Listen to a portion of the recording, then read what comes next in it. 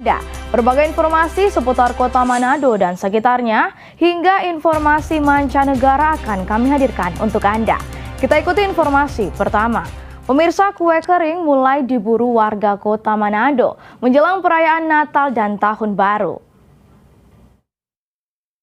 Menjelang perayaan Natal di kota Manado, kue kering khas Natal mulai diburu masyarakat yang dijadikan sebagai salah satu hidangan di saat Natal nanti.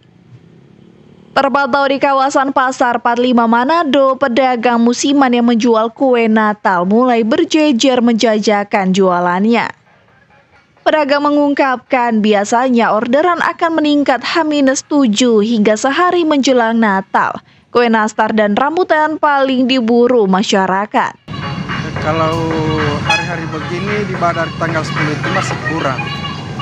Belum terlalu bagaimana ke orang. Di tanggal 10 ke atas, apalagi tanggal 25 itu 24. Itu ramai sekali. Perayaan Natal di Manado yang dikenal dengan toleransi tinggi tak hanya dirasakan umat Kristiani saja. Para pedagang beragama lain pun ikut merasakan dampak positif dengan naiknya omset penjualan. Hizkia Waran Kiran melaporkan untuk Kawanua TV.